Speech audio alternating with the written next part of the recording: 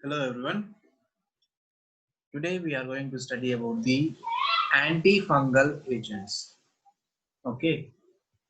So before starting the antifungal agents or antifungal drugs, a small description on what is a fungus and what are the important sites where the drugs will act and inhibit the growth of fungal cells. Okay, fungi is a eukaryotic organism, and the main important properties or the main sites where the drug will act is on the ergosterol, which is a part of cell membrane where amphotericin B will act, and we have a substance called as beta glycan where caspofungin will act and inhibit C production of beta glucan. And we have various other drugs are there which will inhibit the enzymes which are responsible for the synthesis of ergosterol. Okay, ergosterol is the important component of plasma cell membrane of fungal cell. We also have one anti-metabolite. Anti-metabolite means it is a drug, that is it is an analog of either purine or pyrimidine.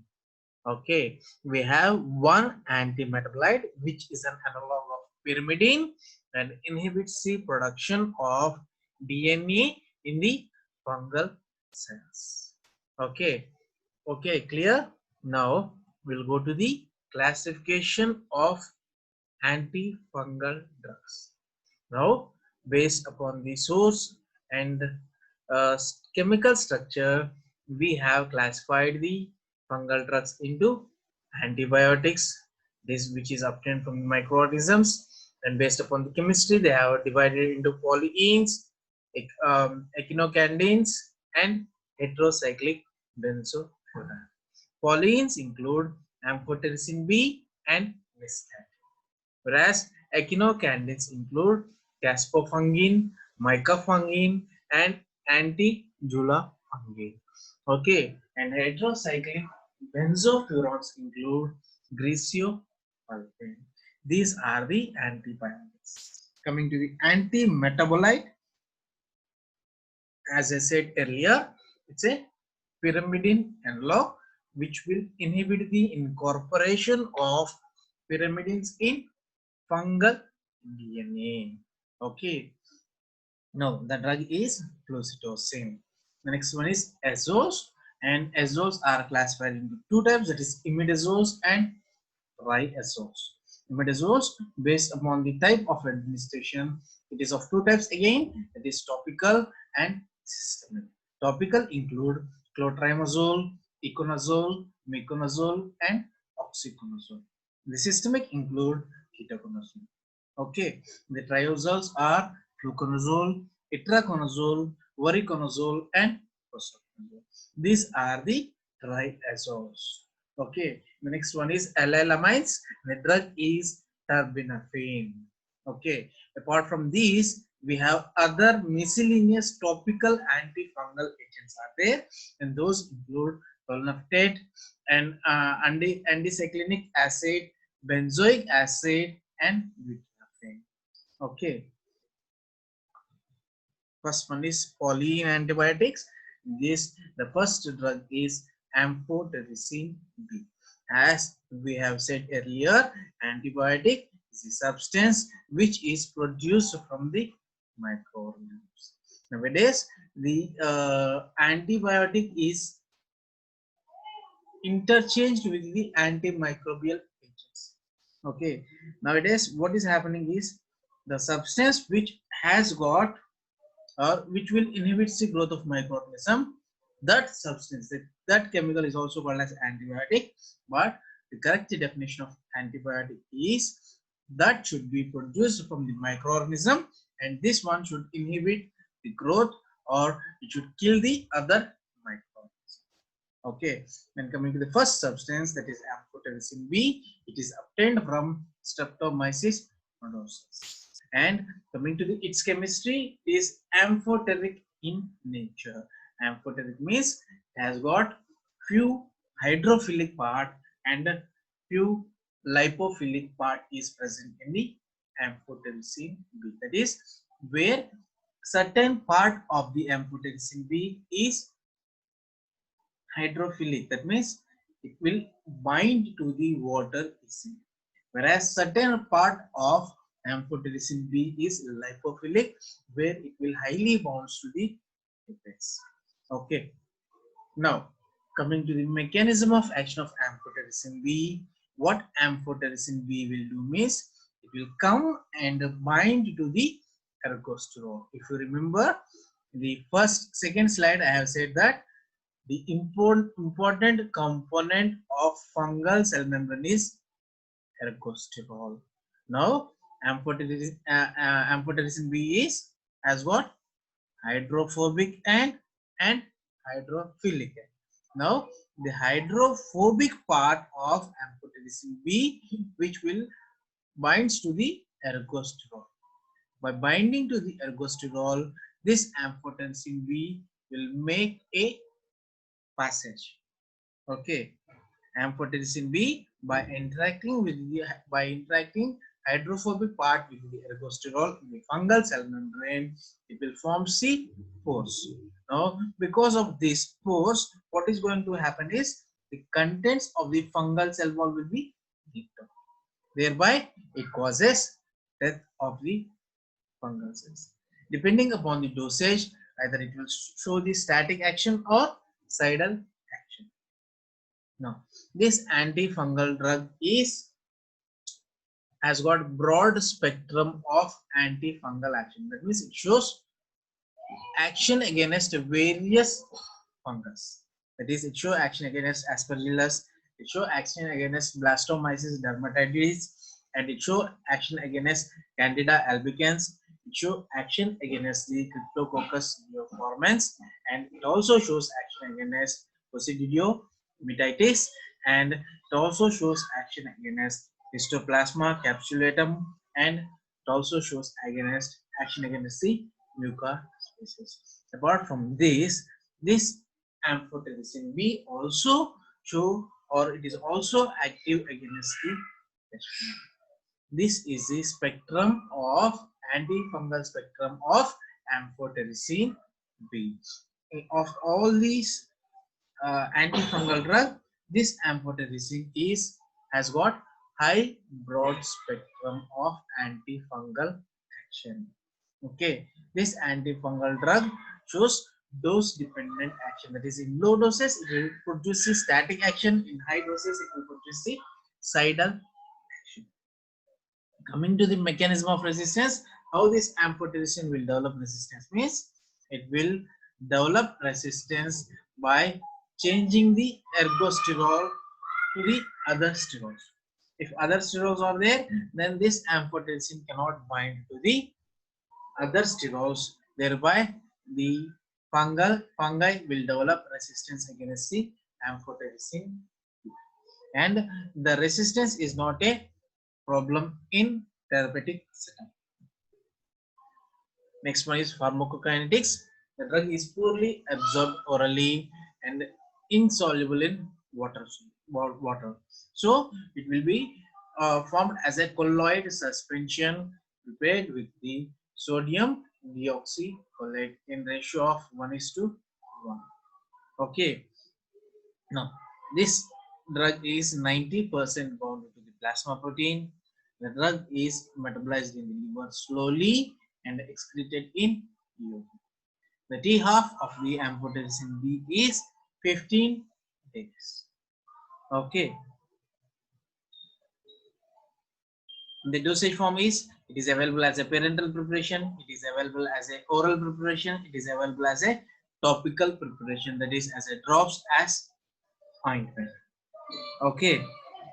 Parenteral preparation is, it can be given as either IV injection or it is can also be given by intrathecal injection. Okay, for intestinal monolysis, it is given as a oral. Okay, orally, and topically it is given in vaginitis, and as a drops it is used in photomycosis. For fungal meningitis, this amphotericin B is given by intrathecal route of drug administration. These are the various dosage forms of amphotericin B. Dosage form is the physical form of the drug where in which the drug will be administered. Okay, coming to the uses, the amphotericin B is useful in drugs nearly all the life-threatening mycotic infections, and it is also used in the treatment of invasive aspergillosis. It is also used in rapidly progressive blastomycosis and coccidomycosis, and it is also used in Cryptococcus neoformans and mucormycosis, and disseminated rapidly progressing histoplasmosis also is used. It is a reserved drug for resistant Kala, and topically it is used for oral, vaginal and cutaneous candidiasis, and as a drops it is used in photomycosis. As I said earlier, this amphotericin has got broad antifungal action. Okay, and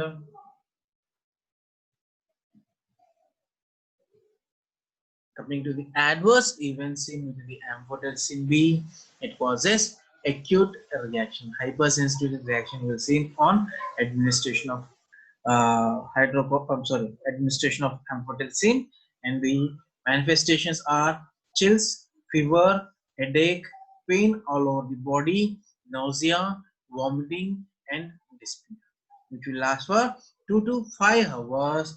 Why this happens? This happens because of release of inflammatory chemicals. And the inflammatory chemicals are interleukin and tumor necrosing factor.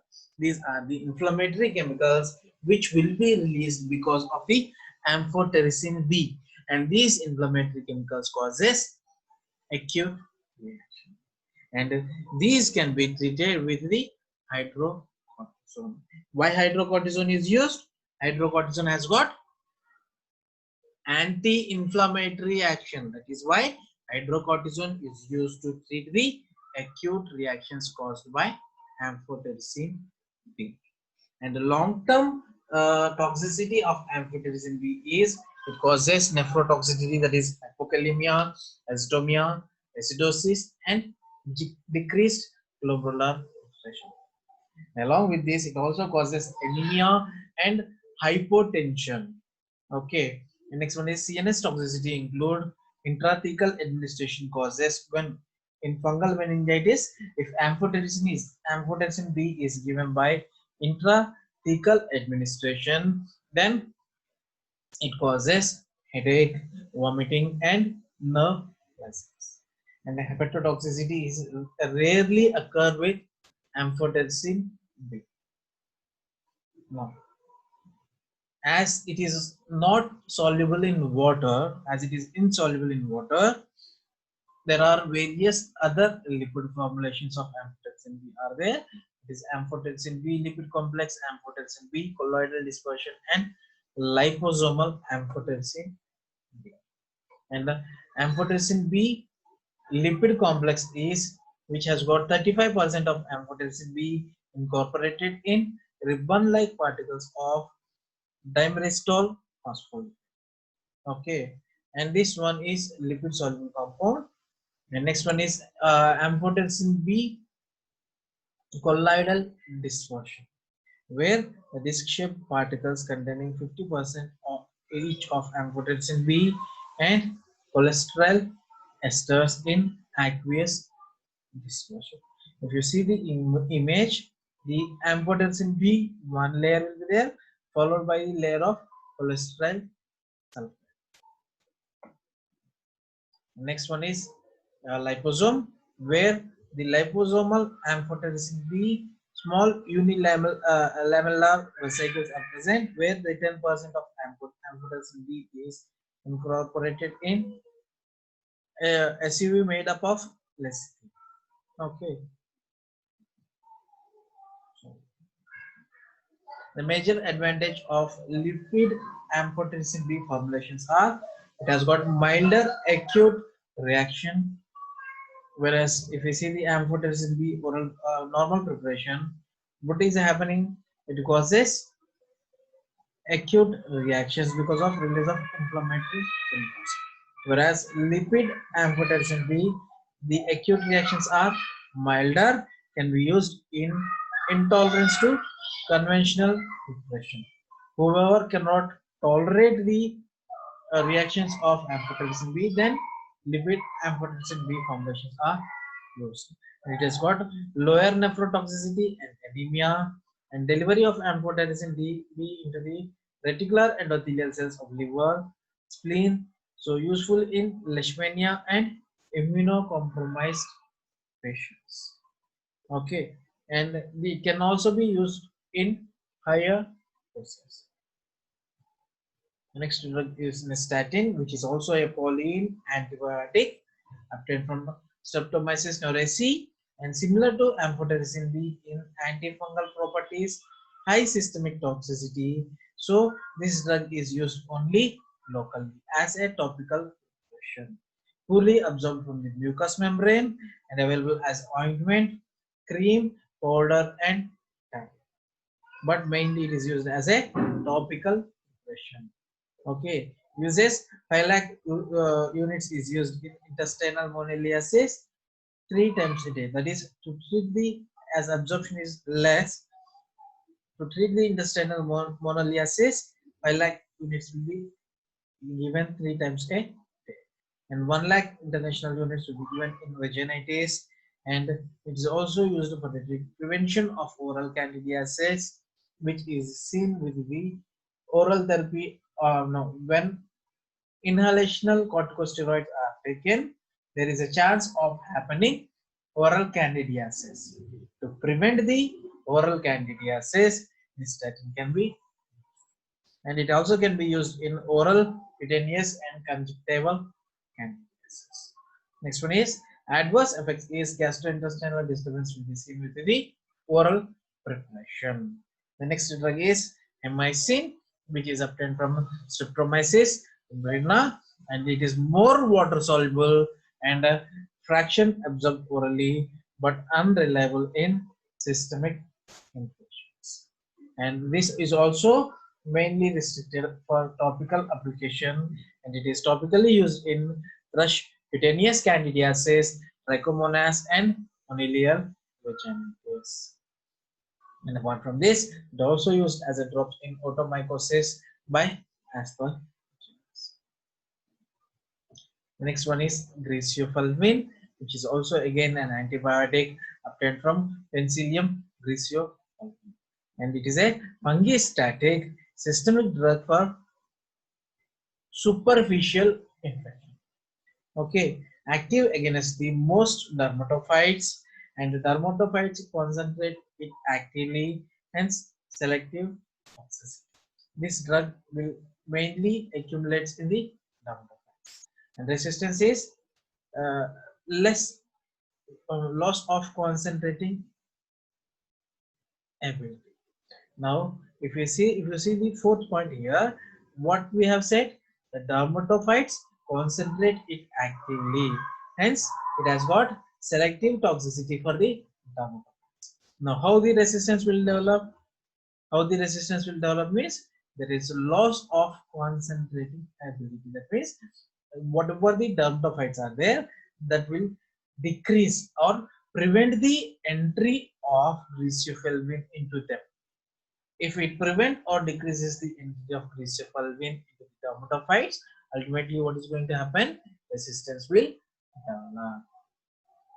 Now, what is its mechanism of action is griseofulvin will interact with the polymerized microtubules and disturb the mitotic spindle and thus arrest the fungal mitosis. says. Now, if you see the image, what do you see? What do you see here? In mitosis, one part is separation of the daughter nuclear will be seen.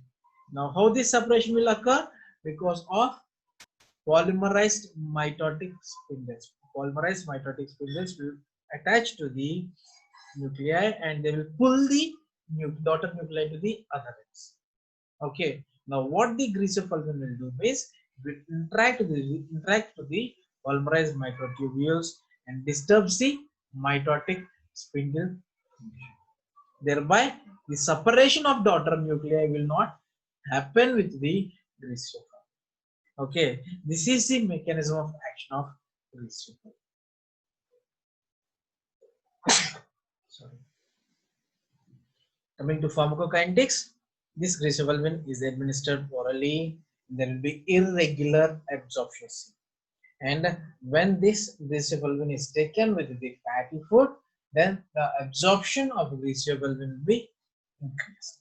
And the preparation, if the preparation is a microfine particle, then the absorption of greaseophulvin will increase. And as I said earlier, this greaseophulvin also gets concentrated in the keratinized tissue. Okay, and the drug is metabolized in the liver, excreted in urine.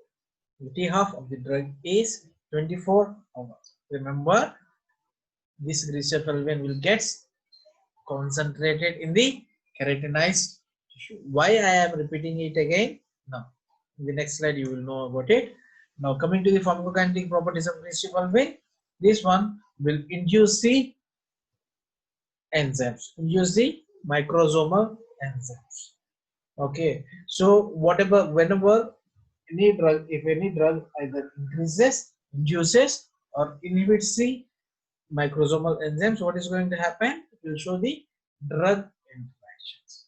Now, this greaseophulvin also shows the drug interactions. Now, let's take an example of a female, 23-year female patient who is taking oral contraceptives, and along with that, because of some nail infection or because of some fungal infection, what she did is she took greaseophulvin. Now, what this greaseophulvin will do? It will increase the microsomal enzymes, or it will induce the enzymes. Now, because of induction of enzyme, the metabolism of oral contraceptives will be increased, thereby the therapeutic failure of oral contraceptives will happen, and that pregnant 23-year-old female will become, sorry, the married 23-year-old female will become pregnant. Why it has happened? Because of induction of microsomal enzymes. It causes therapeutic failure of oral contraceptives. Now, coming to the adverse effects seen with the greaseophulvin, it causes headache, which is the most common adverse effect. It also causes GIT disturbances, and the CNS symptoms seen with the greaseophulvin are confusion, fatigue, vertigo, and along with this, it also causes peripheral neuritis, rashes, foot allergy. And transient leukopenia and albuminuria is seen with the greaseophulvin. These are the adverse effects seen with the greaseophulvin. The next one is uses. It is used for systemically when it is administered only when for dermatophytosis and ineffective topically. When it is ineffective topically or for treatment of dermatophytosis, then greaseophulvin is given orally. And systemic azoles are most effective and preferred drugs compared to the greaseophulvin. And duration of treatment depends on the site and the thickness of keratin and turnover of keratin. As I said earlier, where the greaseophulvin will get concentrated, greaseophulvin will get concentrated in the keratin tissue or keratin layers. Now, the treatment with the greaseophulvin depends on what? Depends on the site and thickness of keratin and turnover of keratin. Okay, the treatment must be continued till infected tissue is completely replaced by the normal skin, normal hair, and normal nail. The dosage is, it is given at the dosage of 125 to 250 mg QI. The duration of treatment is for body skin infections, the treatment will be 3 weeks, and for the palm and sole, it is for 4 to 6 weeks. And for fingernails, it is for 4 to 6 months. And for toenails, and the treatment will be for 8 to 12 months. Remember, we'll just go back to the previous slide. Treatment must be continued till infected tissue is completely replaced by the normal tissue. Okay, so when this tissue will be replaced in body skin, the tissue will be replaced within the 3 weeks, whereas in other sites it will depend on the site, that is from 4 to 6 weeks, 4 to 6 months, and 8 to 12 months. And the glycerin should be reserved for nail, hair, or large body surface involvement. As I said earlier, it shows drug interactions. The next drug is antimetabolite, that is flucytosine. It's a prodrug and it is a pyrimidine analog. And which pyrimidine? Thymidine analog. Okay, what it will mean is it will inhibit the incorporation of thymine into the fungal DNA. Okay, now what is going to happen is the 5-flucytosine will be converted to 5-fluuracil, and human cells cannot convert into 5-fluuracil. Only fungal cells has an enzyme that helps in the conversion of 5-flucytosine to 5-fluuracil. The adverse effects seen with the 5-flucytosine are bone marrow toxicity, GIT adverse effects, alopecia, skin rashes, itching, and rarely hepatitis will happen. And usually the flucytosine is combined with the amphotericin B, and why amphotericin B, I mean 5-flucytosine is combined with amphotericin B is because of synergistic action. What is the mechanism of action of amphotericin B? To form the pores. Once pores are formed, what is going to happen? It's a easy entry for 5-flucytosine. That is why synergistic effect will be seen with the 5-flucytosine and amphotericin B. And coming to spectrum, it has got narrow spectrum of action. Now, if you see the image here, what amphotericin B is doing, it is inducing or it is helping in increase entry of 5-flucytosine. Now, inside the fungal cell, this 5-flucytosine will be converted into 5-fluuracil, and with the help of which enzyme, this cytosine deaminase, which is present in the fungal cells. Human cells cannot convert the 5-flucytosine into 5-fluuracil. Now this 5-fluorouracil will be converted into 5-fluorodeoxyuridyl monophosphate, and this 5-fluorouracil deoxyuridyl monophosphate will inhibit the enzyme thymidylate synthase.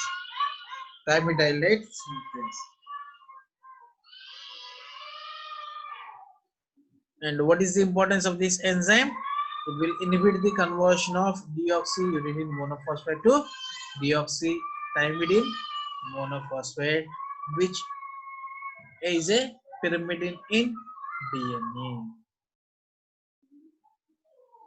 Now, as I said earlier, synergistic action is seen with the flucytosine and amphotericin B. Now, what are the advantages of the combination means? It has the entry of 5-flucytosine. It will reduce the toxicity of amphotericin B. And there will be rapid conversion, culture conversion of is seen within the combination. The reduced duration of therapy is seen. There is decreased chances of resistance.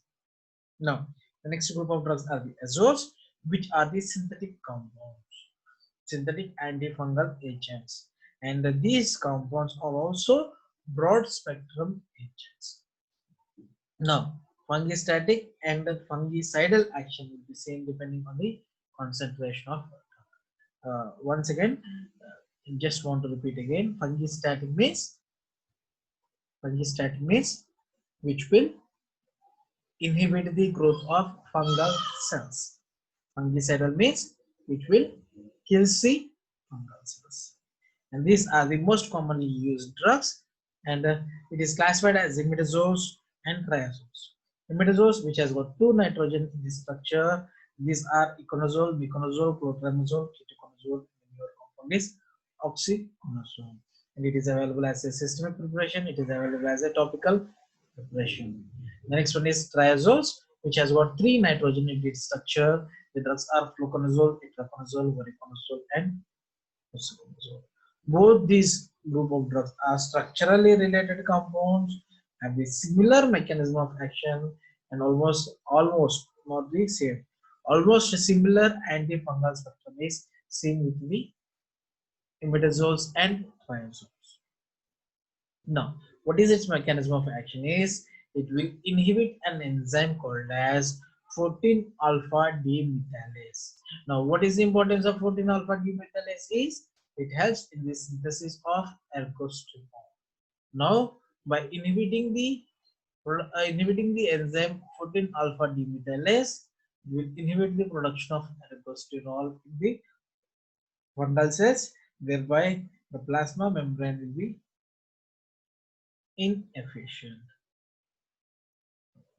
Now, one more drug is there, this terbinafine, which will inhibit this valine 2,3 epoxide, which is also an important enzyme that play an important role in the production of ergosterol.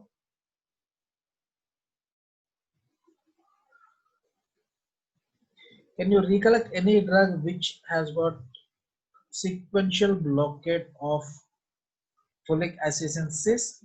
Any drug, any FDC combination which has sequential inhibition of enzymes in folic acid synthesis? The drug is cotrimoxazole. The drug and the azoles are miconazole and clotrimazole.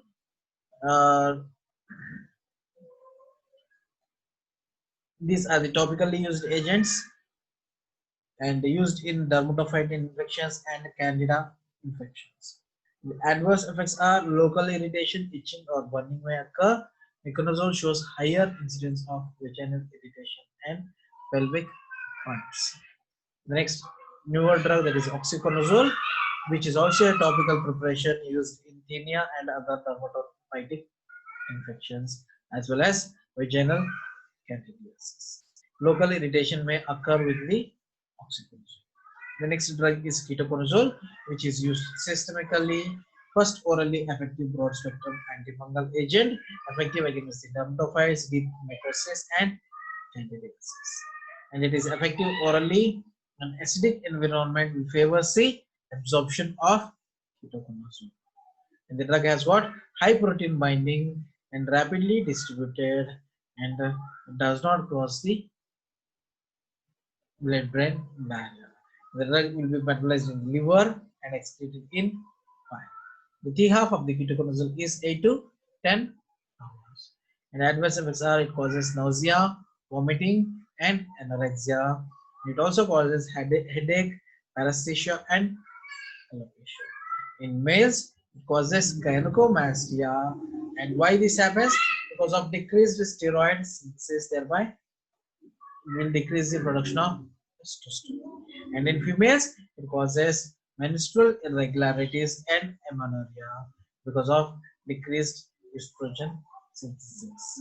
And apart from this, it causes elevation of liver enzymes and hypersensitivity reaction. The drug interaction is this one. Ketoconazole is a enzyme inhibitor. When someone asks an example of enzyme inducer and an enzyme inhibitor from antifungal, you should say that ketoconazole is the enzyme inhibitor, whereas glycophalmin is a enzyme inducer. Uses: dermatophytosis, as the drug will get concentrated in the stratum corneum, and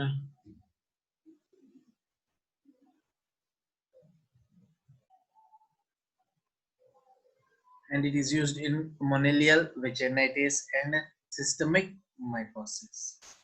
And high doses is used in Cushing's syndrome. Okay, and topically it is used in various other conditions like Coris or Coris and versicolor. The next drug is fluconazole, newer water-soluble triazole, orally available. It is available in the dosage forms of oral, IV, as well as topical preparation. Broad spectrum of activity, but not as such of amphotericin because it is not active against the aspergillosis and mucormycosis. In pharmacokinetics is 94% oral bioavailability, not affected by the food, and gastric pH excreted in urine THAP is 25 to 30 hours. Poor protein binding is seen, widely distributed, and it causes the blood-brain barrier. Adverse effects are GI upset, headache, alopecia, skin rashes, and hepatic necrosis. And it also shows us the teratogenic and it also inhibits the liver microsomal enzymes. And this drug that is does not has got any anti-androgenic or other endocrine effects. Uses: it is used in candida infections, endothelial infections, and cutaneous candidiasis, and for systemic fungal infections, meningitis, and eye drops for fungal keratitis. The next drug is itraconazole, broadest spectrum of activity. It also shows action against the aspergillus. Fungistatic, that means which will inhibit the fungal cell growth, but effective in immunocompromised patients. It does not inhibit steroid hormone synthesis, and no serious hepatotoxicity is seen with the itraconazole. And when given orally, it is 50 to 60% of the drug as will show. Bioavailability is there, absorption is variable and enhanced by the food and gastric acid. And highly protein bind, that is 99% of the drug will bind to the plasma proteins, widely distributed and accumulated in the vaginal mucosa, skin, and necks. But CNS penetration is metabolized in the liver and excreted in feces. The T-half is 30 to 64 hours. And this itraconazole is the drug of choice for the treatment of paracoccidiomycosis and chromoblastomycosis. And it is also a drug of choice for histoplasmosis and blastomycosis, and it is used as the treatment of esophageal, oropharyngeal, and vaginal candidiasis. But the preferred drug is fluconazole, and dermatophytosis less effective than the fluconazole, and onychomycosis 200 mg is given for day for 3 months, and aspergillosis 200 mg OD or BD with meals for 3 months or more.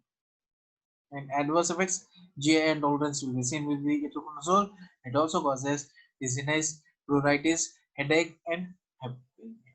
It also increases the plasma transaminase enzyme levels, and rarely it causes hepatotoxicity. The next drug is voriconazole, which is a second generation triazole, and it has got higher oral bioavailability and low plasma protein binding. It has got good CSF penetration and metabolizes the liver enzyme, that is CYP2C19, and it does not require gastric acidity for absorption. The T-half of the drug is 6 hours. It is a drug of choice for invasive aspergillosis and most useful for esophageal candidiasis. It is the first line for treatment of moles like Fusarium, and it is also useful in resistant candida infections. Doses and adverse effect is: it is used in the dosage of 200 mg BD, and adverse effect is transient visual changes, that is blurred vision, the altered color perception, and photophobia will be seen. And the effect is transient, not the problem. and the rashes will happen in 55 to 6% of cases. The elevated hepatic enzymes will be seen, and it also causes prolongation of QT. Next drug is terbinafine, and it is orally and topically effective drug against Candida and the dermatophytes. Fungicidal short course of therapy is required and low relapse. And terbinafine we have seen in the earlier slides. In the earlier Azo's mechanism of action, it will inhibit the enzyme which is responsible for the ergosterol synthesis. Pharmacokinetics, well absorbed orally, it is 75% of the drug will be absorbed and 75% of bioavailability is there. Highly keratophilic and lipophilic, high plasma protein bond and a poor blood-brain barrier permeability. The time of the drug is 15 days. Negligible effect is seen on negligible effect on CYP for 50 enzymes. And adverse effect uses adverse effects include nausea, vomiting, and diarrhea, and it also causes taste disturbances. Rarely it causes hepatic dysfunction. On topical administration, it causes erythema, itching, dryness, and urticaria. And the uses is it is used in dermatophytosis, onychomycosis, and candidiasis. The next one is caspofungin acetate, which is the semi-synthetic antifungal agents which will inhibit the beta 1,3-D-glycan, which is an essential component of the fungal cell wall, thereby inhibit the production of fungal cell wall. And it is used in the treatment of invasive aspergillosis and candidiasis. And it is given at the dosage of IV 70 mg slowly, then 50 mg daily infusion. The adverse effects are flushing, rashes, nausea, vomiting, and phlebitis may happen with the caspofungin. The next one is topical agents used in dermatophytosis. The first compound is tolnaftate, which is used in tinea, cruris, and corporis for the treatment of 1 to 3 week treatment and not effective in hyperkeratinized lesions. Okay, and salicylic acid helps in its effect by keratolysis. The next compound is pyroxocolamine, used in tinea infection, uh, pityriasis versicolor, dermal candidiasis, and vaginal candidiasis. This compound, that is cyclopyroxolamine, penetrates superficial layers and acts inhibiting the membrane uptake of precursor macromolecules needed for the fungal growth. The next compound is anticyclinic acid, which is generally combined with zinc and required prolonged treatment as higher relapse. Weak antifungal action used in tinea, cruris, and nappy rashes. The next compound is sodium thiosulfate, reducing agent known as hypo, effective in pityriasis versicolor, only 20% solution for 3 to 4 weeks. The next compound is benzoic acid, used in combination with the salicylic acid. There is an ointment which will be prepared in the pharmacy labs. It is Whitefield ointments, which has got 6% of benzoic acid and salicylic acid 3%. Salicylic acid helps in keratolytic action.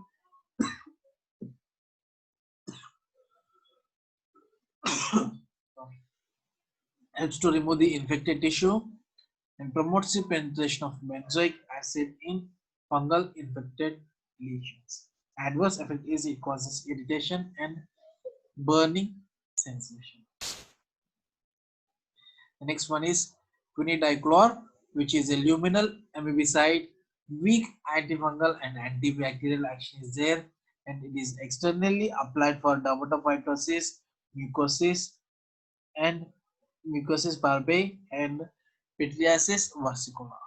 Next compound is selenium sulfide, which is used for versicolor, and potassium iodide, which is used for dermatophytic effect. With this, we have completed the antifungal drugs. Thank you.